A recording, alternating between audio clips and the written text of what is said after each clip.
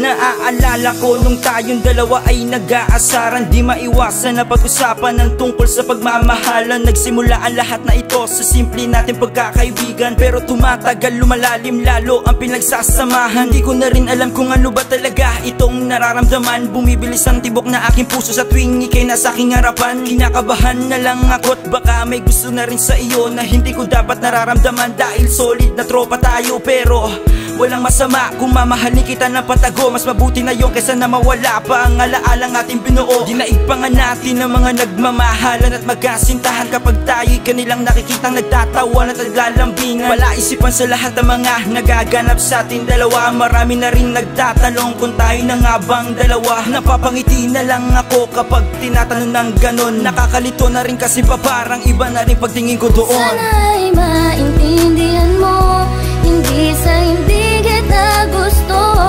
Ayoko lang madaliin ito, kaya magkaibigan muna tayo.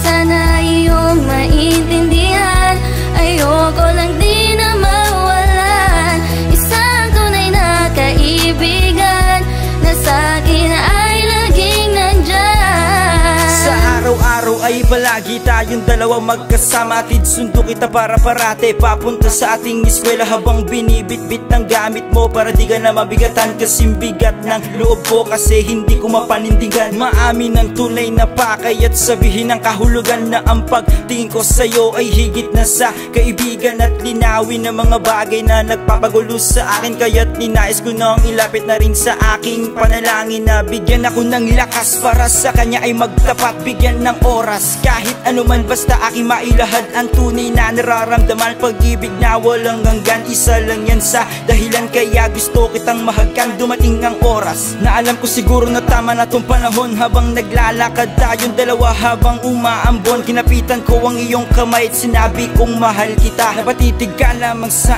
akin at bigla ka lamang natawa. Sana'y maintindihan mo, hindi sa hindi kita gusto. Ayoko lang madaliin ito, kaya magkaibigan muna tayo. Sana iyong maintindihan, ayoko lang di na mawalan isang tunay na kaibigan na sa'kin ay laging nandyan. Kinabukasan nagtatanong ka kung bakit ko yun nasabi. Sagot ko lamang ay hindi ko alam at di ko na rin mawari, at hindi ko na nga pinagtagal pa para na rin malinaw sa ating dalawa, para hindi na rin tayo magkatampuan. Kung ano man ang iyong maging desisyon, nire-respetuhin ko bilang isang lalaki. Haharapin ko ng buong puso kung ano ba talaga ang level na ating pagiging magkaibigan. Bigla ka na lamang na sumimangon at lumayo sa ating upuan, habang sinasabi ang mga katagang baliw ka ba? Hindi tayo narapat dapat na maging sa isa't isa, dahil ang tingin ko lang sa'yo talaga ay kaibigan lang. Kaibigan lang na kailangan ko, yung pampalipas ng oras lang. Marahil ay tama ka nga, dahil sino ba naman ako, isang hamak na kaibigan lamang na umiibig sa'yo. Pero ayos lang, at least naging matapang ako nagtapat sa'yo. Hanggang sa muli aking kaibigan, nandito lamang ako sa tabi mo. Sana'y maintindihan mo, hindi sa hindi kita gusto. Ayoko lang madaliin ito, kaya magkaibigan muna tayo.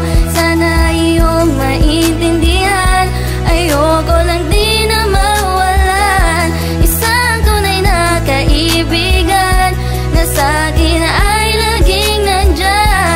Sana'y maintindihan mo, hindi sa hindi kita gusto.